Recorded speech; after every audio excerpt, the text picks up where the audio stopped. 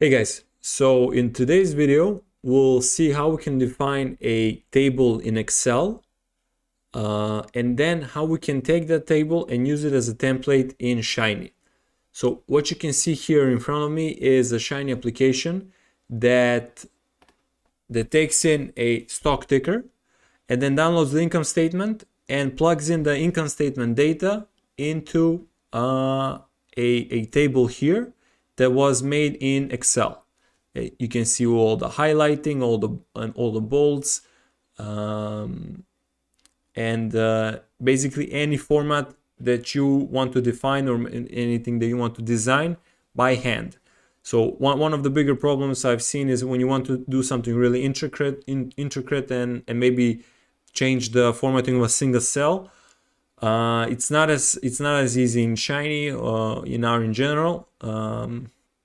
The standard libraries are very good and I enjoy using them, but sometimes for something really delicate, they're not so easy to control.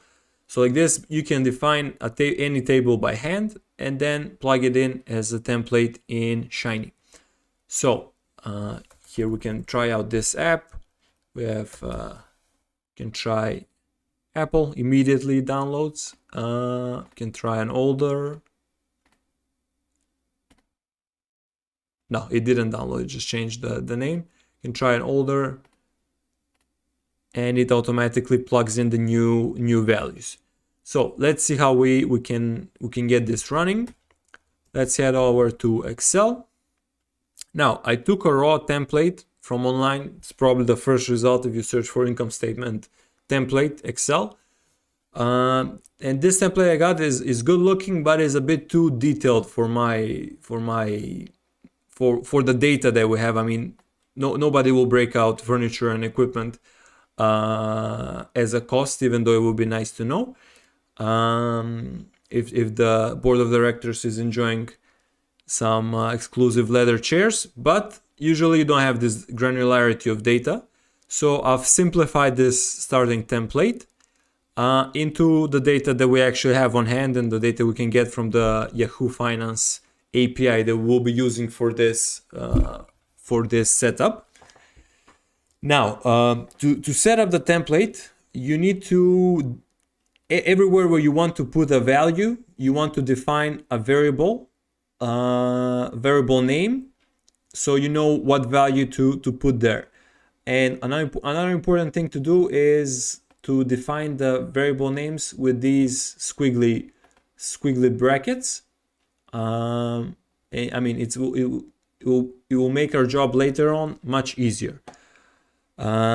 Easier in one way. So basically, we want to plug everywhere where there's a variable, we plug in this variable name. And what is the trick? Now then we have such a table, we save it as a web page. So here we look in the types and we go, where is it? Web page. This will set up one of these, and then it will set up a folder of files that support this web page. So if we save that, yes, we want to save it as a web page. Now let's see what we've actually saved.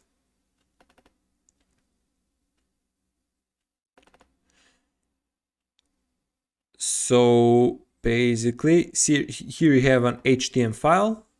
You open it up, and there you see you have the Excel file as a web page that can be used.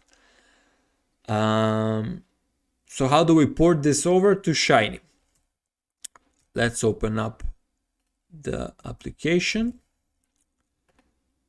So here, to use this function, we will define, to use the table, we'll define two functions. One is the table function itself, and the other is the table styling function. The table function, basically every variable that we defined in the table itself, it appears here.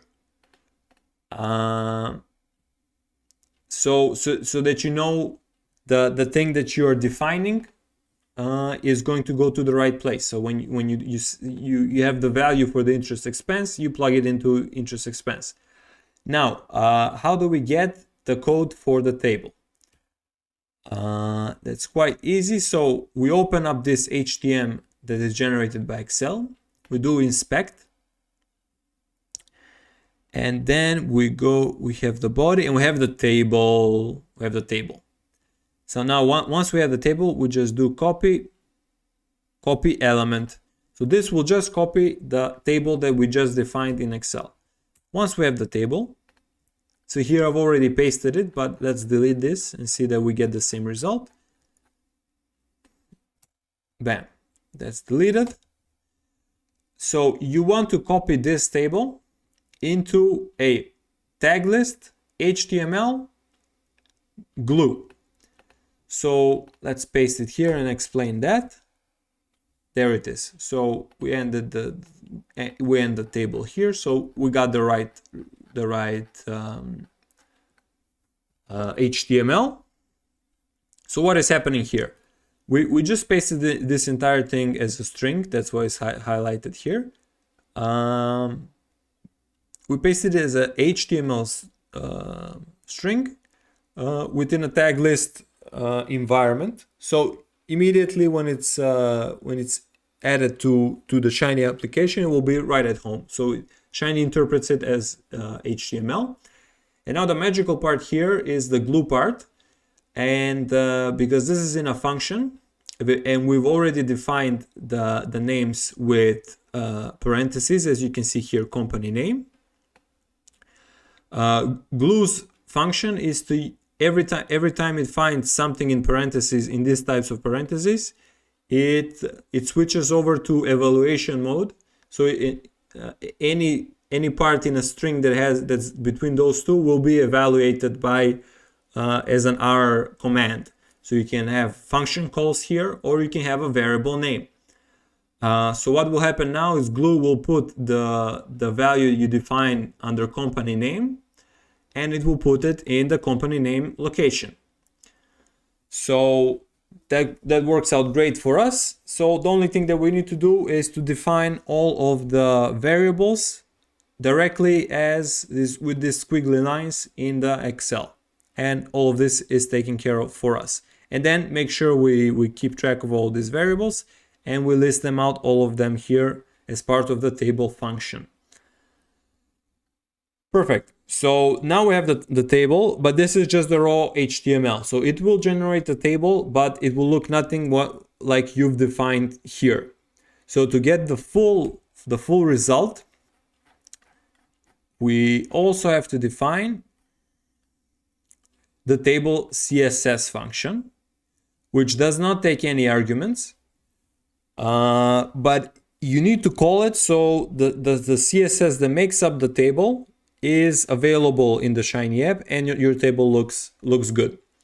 So here we want to paste the CSS as CSS, so Shiny knows what it is. So you do that by selecting the body tag and then using the style tag to define finally the HTML and the CSS code. Where do we get this code? Let's delete this one. We get this code in this extra set of files that we see here, and we see this one, stylesheet.css. You can open this in Notepad, just drag and drop it, and you see all the CSS that's for the table. We want to do this and select all, copy, and paste it over here. But we're not done yet. The only thing here is that you see the CSS has some backward slashes, and this usually means it's an escape character in a string. So to have to get the true value that we want, which is a single slash, we want to escape the slash, and we do that by doubling all of them. So we can do it like this, select all of this area. So we're just replacing the selection, and we do find all backward slashes, and then replace them with a double slash, and we do replace all. 284 occurrences, as we see. Now they're all doubled up. So yeah, with these two things, the functions are ready. You have the functions with the content, the raw table, and we have the table, the table styling. So we make sure we use all the prettification that we've done in Excel. So now that we have these two things, let's the Shiny, it's not the main part of this tutorial. You can see, it will be posted, you can see it. But basically, the main output of this Shiny, which is the table, we do I do here render UI because yeah, to make it reactive, and then we'll just call the table function. Here you have to plug in manually all of the values. But if you want to generate the same table for several different stocks, you can in any case do this with purrr and probably pmap. Yeah, the pmap function from purrr, and provide the data frame where each row is a separate company, and then plug that in to this function, and it generates a separate income statement for all the companies that you have. But in any case, yeah, every individual cell has to be mapped to a value.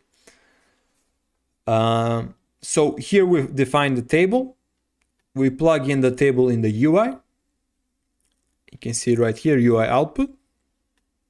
And an important thing that we need to do is we call within the UI part the table CSS function that we also defined.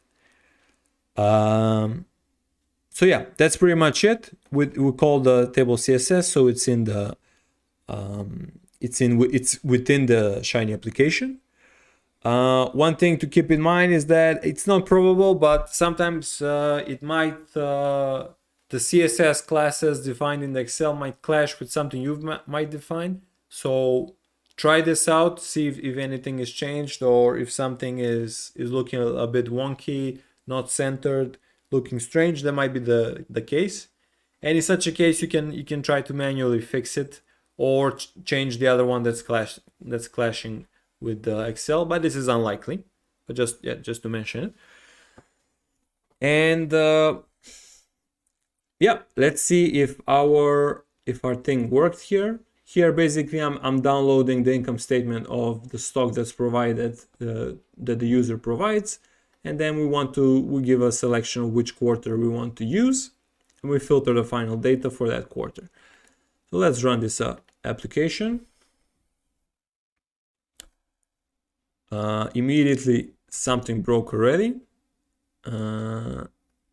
So Snapback did a bit of debugging. So basically, from the older example I had a okay, immediately we have an issue, and the issue is I added one more variable to this example, and that is I changed the company name to be the actual company name, and I added a ticker which should appear in faded letters below the company name. Here the ticker is provided by the user, which is input stock. Let's load that again. Does it cry? It does. Let's add the ticker here as well, because we forgot. Company name ticker. Save that, and now it should be ready to go. There we have it. It's not crying. We can do Apple, download the data, and there we have our setup, our table that we defined in Excel. We can switch out the data. Can do another company, and works plug and play. Let's try our famous Alcoa from the previous example, not doing so great these days. So there you have it, a fully working template, table template that you can drag and drop into, mostly drag and drop into a Shiny application. So let me know if it was useful. Feel free to hit the comments with any questions, upvote, subscribe, smash the subscribe. No, I'm joking, but do it if you want. Yeah, I'll see you in another video. Bye bye.